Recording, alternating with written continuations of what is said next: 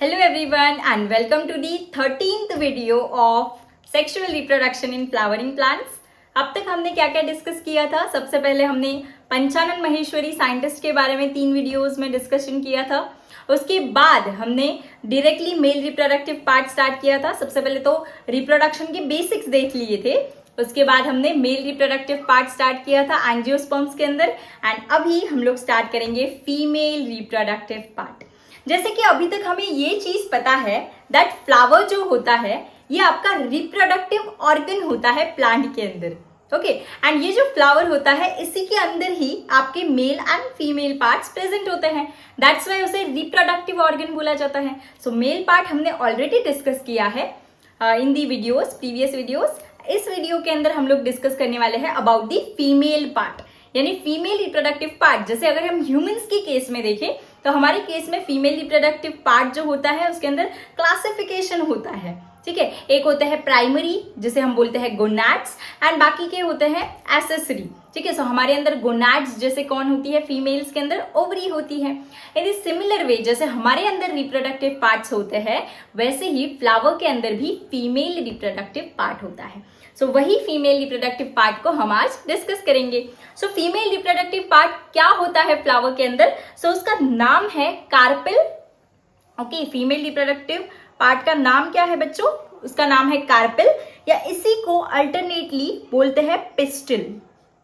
अब देखो ये जो टर्म है कार्पेल एंड पिस्टिल इसके अंदर थोड़ा फर्क है। ओके मतलब एक माइन्यूट सा डिफरेंस है ये टर्म्स के अंदर, बट क्लास 12 लेवल के ऊपर हम लोग क्या करते हैं ये दोनों टर्म्स को सेम ही कंसिडर करते हैं। ठीक है, बट एक माइन्यूट सा डिफरेंस यहाँ पर हमारे पास होता है ये दो टर्म्स के बीच में, ये भी याद रखिए।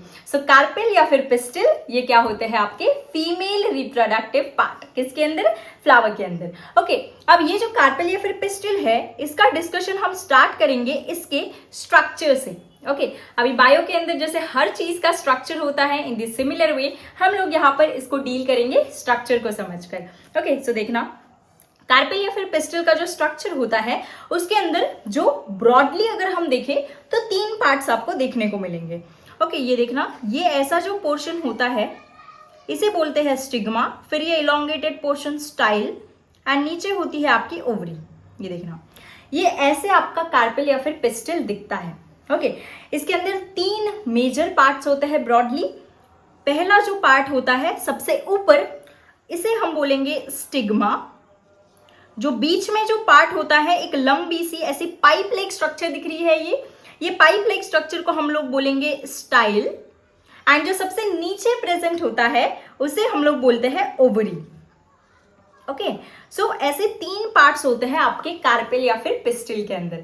हमने स्टार्ट किया था बाय फीमेल रिप्रोडक्टिव पार्ट कि फ्लावर के अंदर जो फीमेल रिप्रोडक्टिव पार्ट है दैट इज कार्पेल या इसी को बोलेंगे हम पिस्टिल। ओके एंड ये जो कार्पेल या फिर पिस्टिल है इसका हम लोग स्ट्रक्चर देख रहे हैं।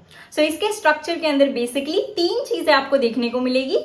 सबसे पहला है स्टिग्मा, उसके बाद एक पाइप जैसा स्ट्रक्चर है जिसको हमने बोला स्टाइल एंड सबसे नीचे एक ऐसा स्वॉलन पोर्शन जो होता है, फूला हुआ पार्ट जो होता है इसे हम बोलेंगे ओवरी।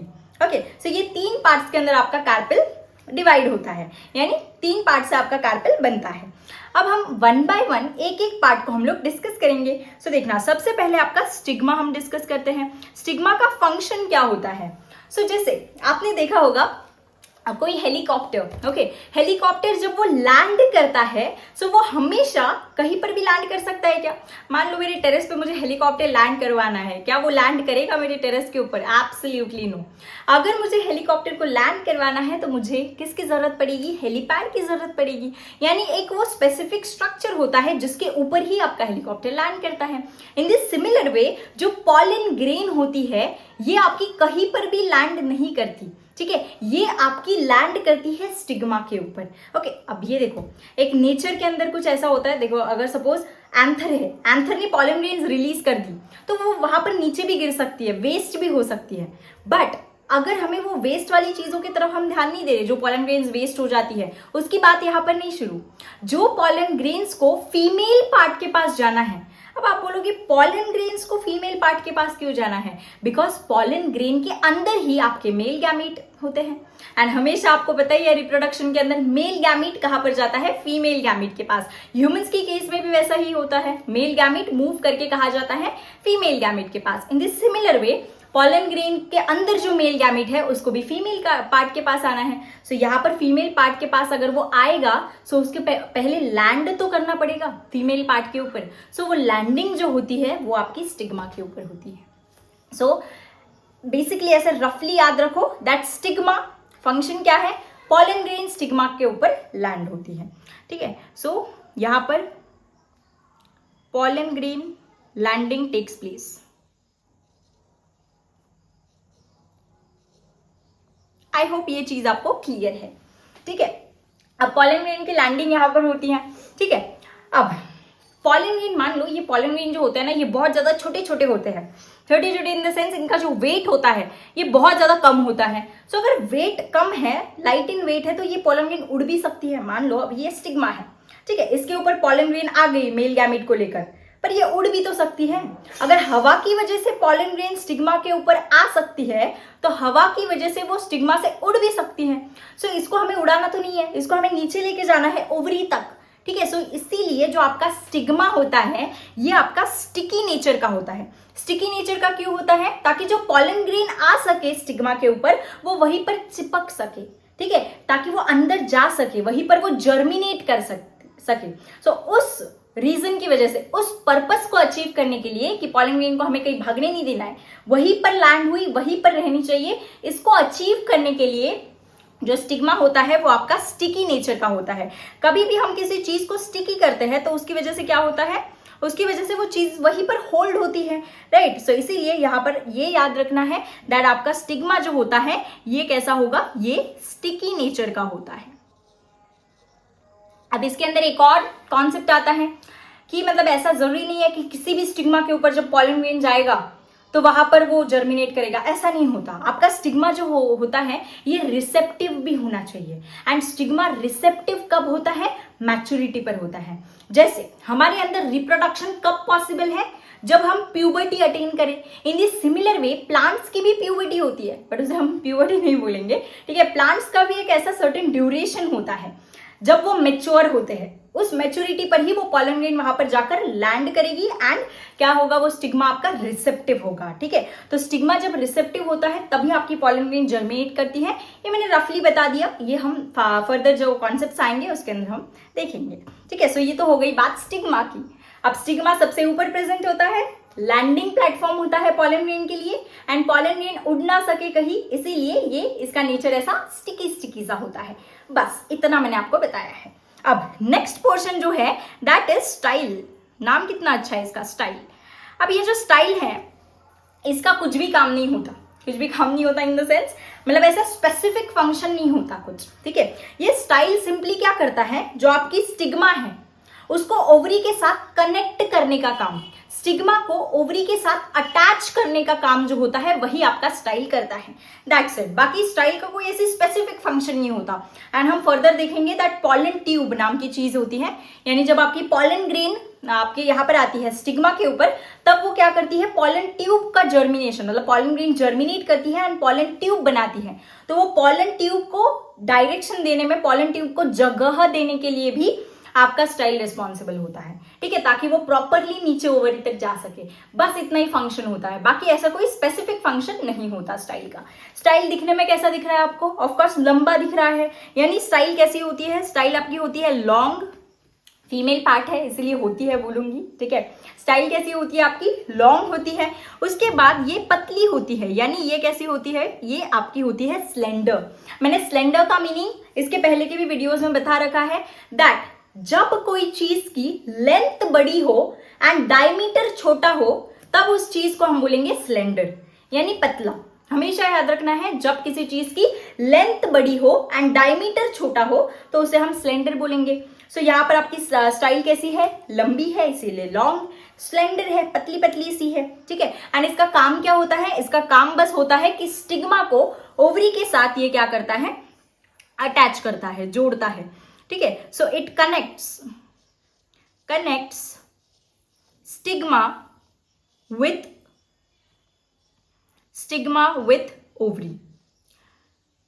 ठीक है, आई होप ये चीज क्लियर है। अब तीसरे पोर्शन के ऊपर आ गए हम, ओवरी। ओके, अब आपकी जो ओवरी होती है ये कैसी होती है? सबसे पहले तो अगर आप यहाँ पर स्ट्रक्चर में देखोगे सो ओवरी ऐसी आपको स्वॉलन दिखेंगी, यानी स्वेलअप हुई हुई दिखेंगी इस स्ट्रक्चर के अंदर। सो यस, ओवरी जो होती है ये आपकी स्वॉलन होती है। स्वॉलन को ही दूसरा वर्ड यूज करते हैं बल्ज्ड। ओके, सो स्वॉलन होती है ओवरी आपकी, इसी को ही आप बोल सकते हो बल्ज्ड पार्ट होता है। ठीक है, एंड कभी भी हम बायो के अंदर जब कोई चीज टिप पे होती है, टिप यानी जानते हो ना, ऊपर, तो उसे हम बोलते हैं अपाइकल। एंड जब भी कोई चीज बॉटम में होती है तो उसे हम लोग क्या बोलते हैं? बेसल। ये चीज आपको पता होनी चाहिए दैट कभी भी अगर कोई चीज टिप के ऊपर प्रेजेंट हो तो उसे हम लोग क्या बोलेंगे? उसे हम लोग बोलेंगे अपाइकल। एंड जब कोई चीज बॉटम में यानी नीचे प्रेजेंट हो तब उसे हम लोग क्या बोलेंगे? उसे हम लोग बोलेंगे बेसल। ठीक है, सो आपकी ओवरी जो है ये कहां पर प्रेजेंट है आप ही देख लो। आपकी ओवरी सबसे नीचे प्रेजेंट है, बॉटम में प्रेजेंट है, इसीलिए ओवरी को हम क्या बोलेंगे? बेसल। ओके, सो जो ओवरी होती है ये सिंपली क्या होती है? It is the swollen bulged basal part of carpel. I hope ये चीज आपको क्लियर है। अब तक मैंने क्या क्या बताया है ये एक बार मैं रिवाइज करती हूँ। सी, सबसे पहले I am talking about the female reproductive part. Flower के अंदर जो फीमेल रिप्रोडक्टिव पार्ट है उसका नाम है कार्पेल, इसी को हम लोग बोलेंगे पिस्टिल। आपका कार्पेल या फिर पिस्टिल का स्ट्रक्चर हम लोग डिस्कस कर रहे थे। सो कार्पेल या फिर पिस्टिल ये 3 चीजों से आपका बना होता है, यानी आपका फीमेल रिप्रोडक्टिव पार्ट 3 चीजों से बना होता है। सबसे ऊपर वाला पार्ट जो होता है उसे हम बोलते हैं स्टिग्मा, बीच में जो लंबा सा पार्ट होता है उसे हम बोलते हैं स्टाइल, एंड नीचे जो फूला हुआ बल्ज्ड पार्ट होता है उसे हम लोग बोलते हैं ओवरी। जो स्टिग्मा होता है वो रिसेप्टिव होता है, रिसेप्टिव एंड ऑल्सो ये पॉलन ग्रेन को रिसीव करेगा। इसका मतलब ये स्टिकी नेचर का होगा ताकि वो पॉलन ग्रेन को प्रॉपर्ली होल्ड कर सके। सो ये बात हो गई हमारे स्टिग्मा की। एंड स्टिग्मा क्या होता है? सिंपली जैसे हेलीकॉप्टर के लिए हेलीपैड होता है वैसे ही पॉलन ग्रेन्स के लिए आपका स्टिग्मा होता है, यानी पॉलन ग्रेन का लैंडिंग प्लेटफॉर्म जो होता है वो स्टिग्मा होता है। उसके बाद जो लंबी सी स्ट्रक्चर आपको दिखती है, लंबी सी और पतली सी स्ट्रक्चर यानी long slender stock like structure, इसको हम बोलते हैं स्टाइल। एंड स्टाइल का काम बस इतना होता है दैट ये स्टिग्मा को कनेक्ट करता है ओवरी के साथ। ओके, तीसरा पार्ट जो होता है दैट इज ओवरी। अब ओवरी ये एक सबसे बॉटम में प्रेजेंट होता है, इसीलिए ओवरी को हम बोलेंगे बेसल पार्ट। ठीक है, उसके बाद ये ऐसा स्वेलअप रीजन जैसा दिखता है स्ट्रक्चर के अंदर, फूला हुआ दिखता है, इसीलिए इसे हम बोलते हैं swollen bulged part and also basal part, क्योंकि सबसे नीचे प्रेजेंट है। बस इतना ही मैंने आपको बताया। अब हम देखते हैं ओवरी के अंदर घुसेंगे अभी। ठीक है, अब ओवरी के अंदर क्या होता है बच्चों? ओवरी के अंदर आपका होता है ओवेरियन कैविटी। जैसे हमारी बॉडी के अंदर अगर मैं बात करूं तो बॉडी के अंदर हमारी कैसी बॉडी कैविटी होती है? इन दी सिमिलर वे ये जो येलो से मैं बना रही हूं, ओवरी के अंदर कैविटी होती है। ये कैविटी को हम क्या बोलेंगे? Ovarian cavity. इसी को ही दूसरा नाम दिया जाता है that is locule. Okay, so ovary के अंदर क्या होता है? ओवरी के अंदर होती है ओवेरियन कैविटी एंड इसी का दूसरा नाम क्या होता है? लॉक्यूल बोला जाता है। अब ये जो ओवरी होती है इसके अंदर जो भी कैविटी है उसको क्या बोला जाएगा? ओवेरियन कैविटी या फिर लॉक्यूल। अब इस ओवेरियन कैविटी या फिर लॉक्यूल के अंदर एक आपका बहुत इंपॉर्टेंट स्ट्रक्चर होता है दैट इज ओव्यूल, यानी आपकी जो ओवरी होती है उसके अंदर कौन प्रेजेंट होता है? ओव्यूल प्रेजेंट होता है। सो मान लो ये जो मैंने निकाला है सॉरी, ब्लैक कलर से जो मैंने निकाला है this is ovule. Okay, so this is what? This is your ovule. सो अभी तक मैंने बस इतना बताया दैट ओवरी सबसे नीचे वाला पार्ट, ओवरी के अंदर जो भी चीज प्रेजेंट होती है, जो भी कैविटी प्रेजेंट होती है that is referred to as ovarian cavity या इसी को ही बोला जाता है लॉक्यूल। एंड इस ओवेरियन कैविटी या लॉक्यूल के अंदर ओव्यूल प्रेजेंट होता है। ठीक है, अब ये ओव्यूल जो होता है ये ऐसे ओवेरियन कैविटी के अंदर हवा में प्रेजेंट होगा क्या? यानी ऐसे तो प्रेजेंट नहीं हो सकता ना, जैसे मैंने यहाँ पर निकाला है ऐसा वो फ्लोट थोड़ी करने वाला है ओवेरियन कैविटी के अंदर। सो ये ओव्यूल को ओवरी के साथ अटैच करने के लिए एक स्ट्रक्चर होता है जिसको हम बोलते हैं फ्यूनिकल। ओके, सो देखना ये आपकी ओवरी हो गई, ये ओवरी एंड ये ब्लैक वाला ओव्यूल। सो ये ओवरी को इस ओव्यूल के साथ अटैच करने के लिए यहां पर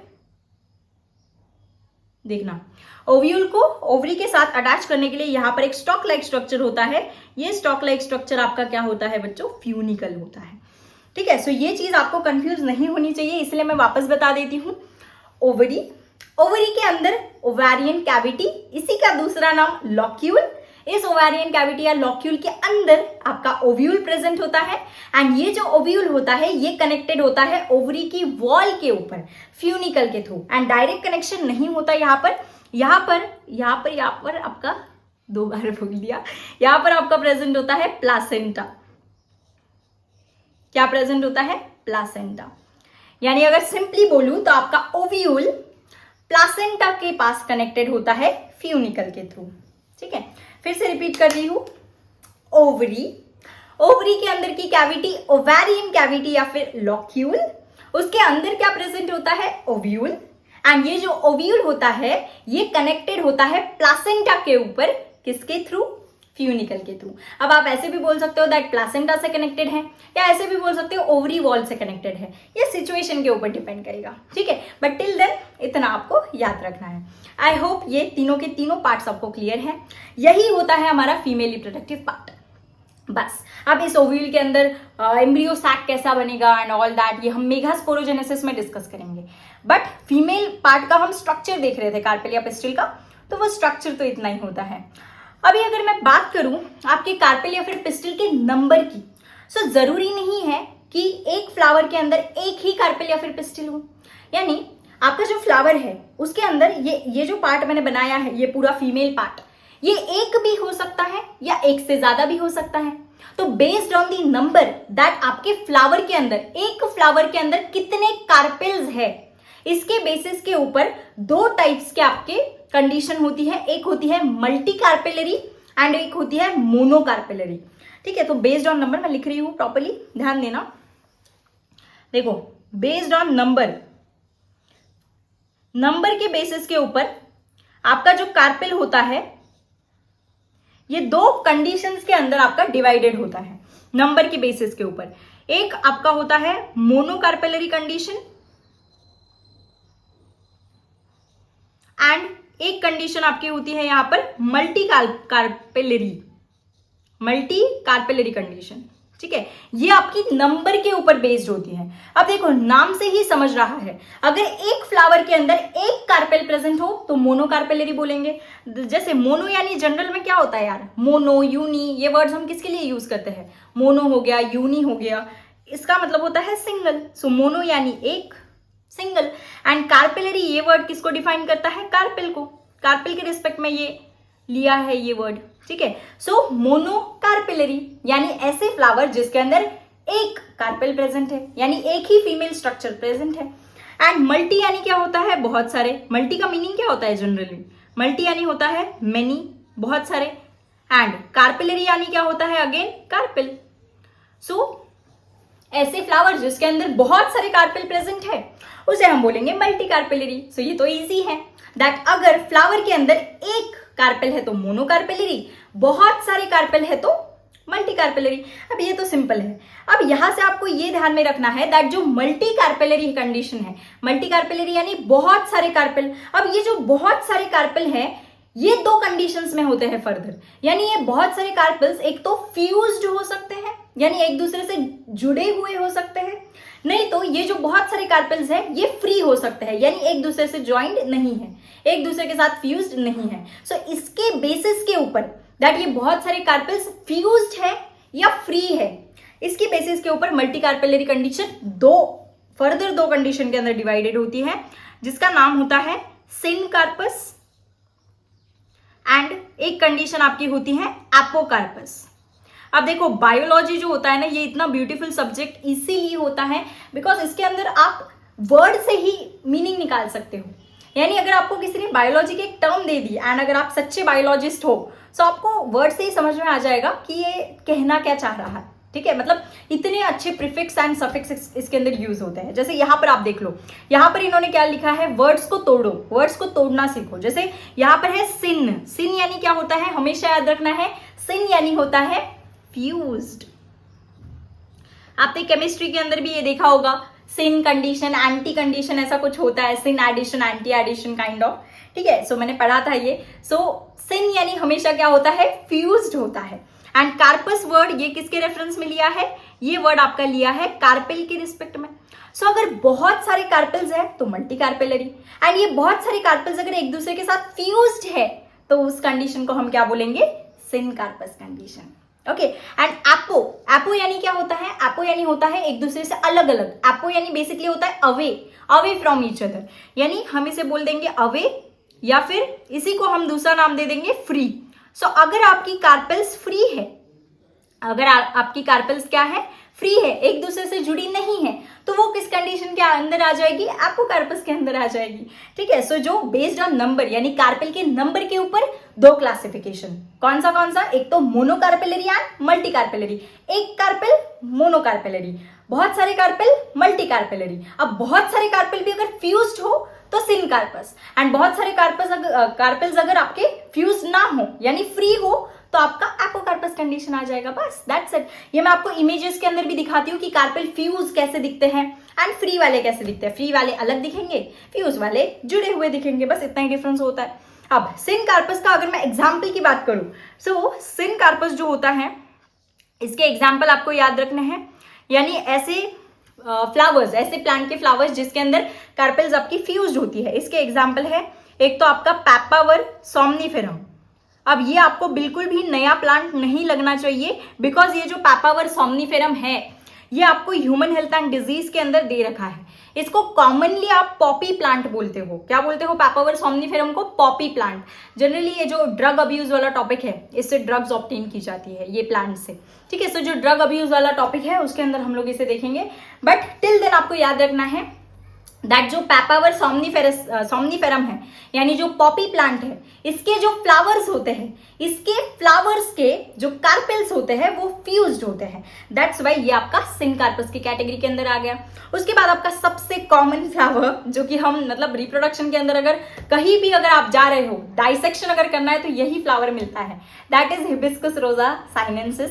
इसी को चाइना रोज भी बोलते हैं। ठीक है, मराठी में जासवंदाचं फूल। ठीक है, बहुत कॉमन है। सो यही आपका फ्लावर यूज होता है। सो ये फ्लावर के जो कार्पेल्स होते हैं ये भी फ्यूज्ड होते हैं।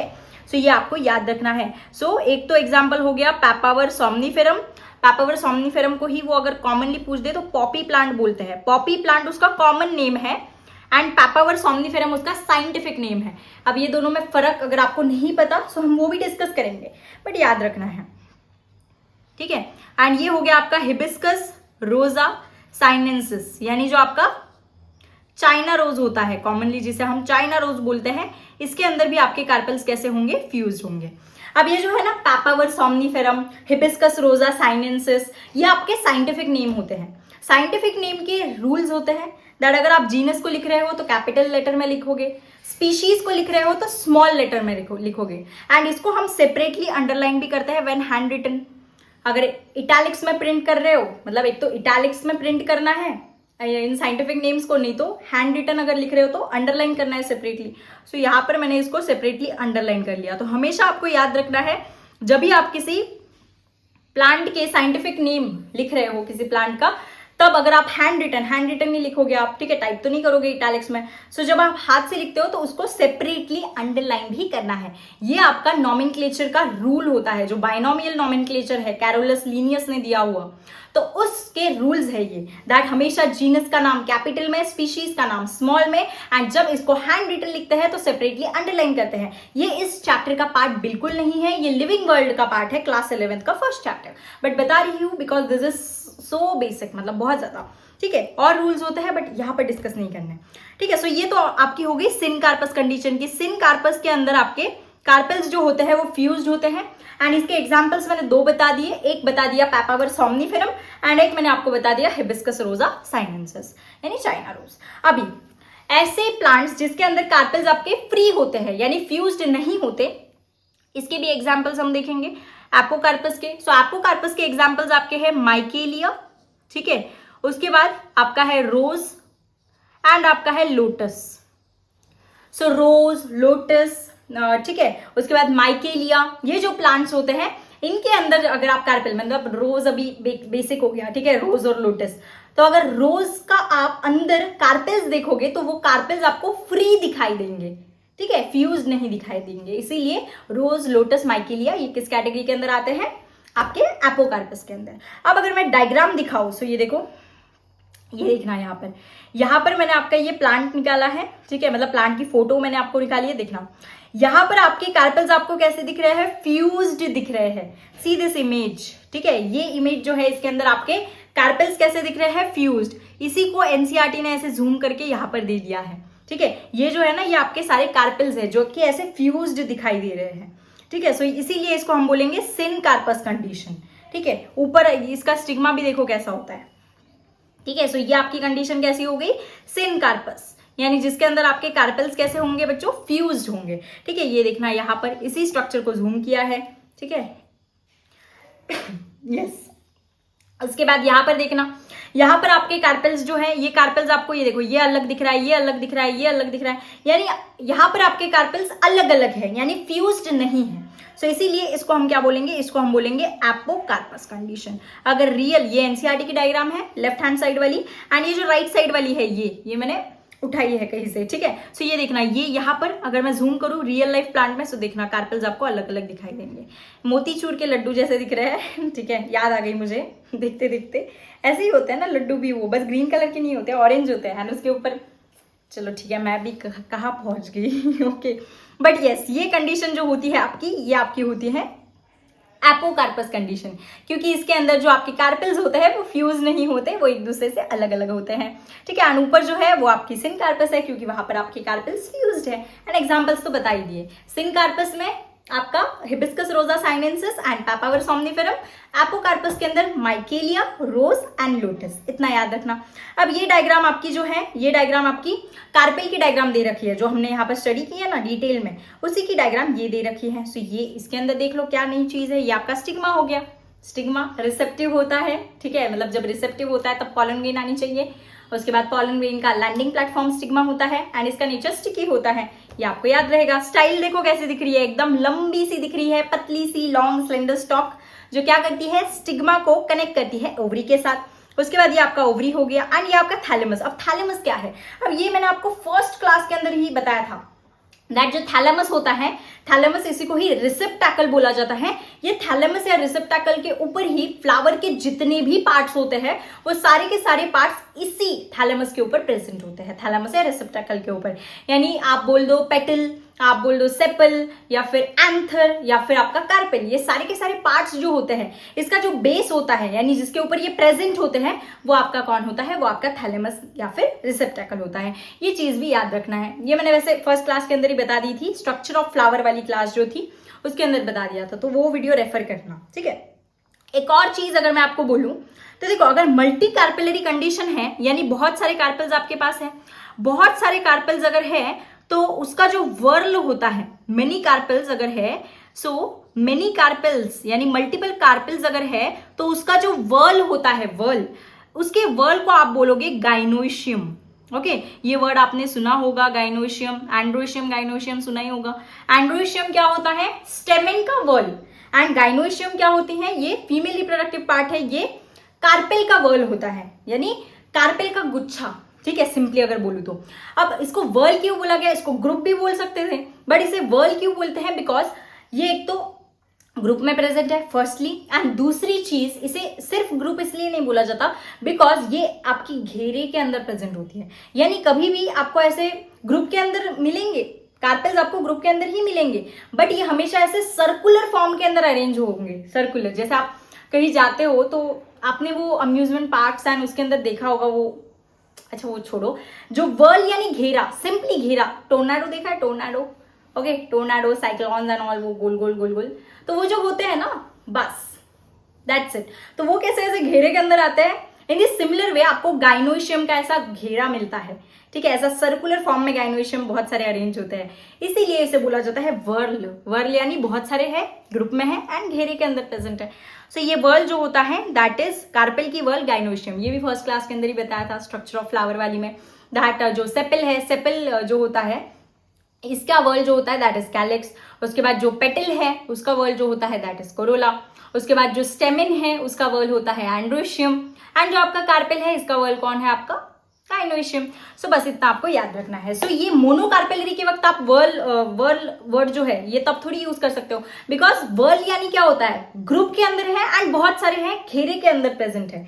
अब मोनोकार्पेलरी के अंदर तो एक ही कार्पेल है, तो तब आप उसको गाइनोइशियम नहीं बोलोगे। गाइनोइशियम यानी बहुत सारे कार्पेल्स, वर्ल्ड ऑफ कार्पेल जो होते हैं उसे हम लोग बोलते हैं गाइनोइशियम। सो आपको ये याद रखना है। बस इतना ही हमने इस क्लास के अंदर देखा है। आई होप ये आप रिवाइज करोगे। मैं आपको फिर से रिवाइज करवाती हूँ। हम आज की क्लास के अंदर डिस्कस कर रहे थे फीमेल रिप्रोडक्टिव पार्ट, जिसके अंदर हमने देखा फीमेल रिप्रोडक्टिव पार्ट का नाम होता है कार्पेल या फिर पिस्टिल, जिसके अंदर 3 रीजन आपके प्रेजेंट होते हैं। एक आपका होता है stigma, style and ovary. Stigma जो होता है ये पॉलन ग्रेन को रिसीव करता है। स्टाइल जो होती है ये एक लंबी सी स्ट्रक्चर होती है जो आपके स्टिग्मा को ओवरी के साथ कनेक्ट करती है। ओवरी जो होती है ये आपकी सबसे बॉटम मोस्ट पार्ट यानी सबसे बेसल पार्ट जो कि स्वॉलन एंड बल्ज जो होती है। इस ओवरी के अंदर जो कैविटी होती है दैट इज ओवेरियन कैविटी, इसी को बोला जाता है लॉक्यूल। इस ओवेरियन कैविटी या लॉक्यूल के अंदर ओव्यूल प्रेजेंट होता है। ये जो ओव्यूल होता है ये आपका अटैच होता है प्लासेंटा के ऊपर, किसके थ्रू, एक स्टॉक लाइक स्ट्रक्चर के थ्रू जिसको हम बोलेंगे फ्यूनिकल।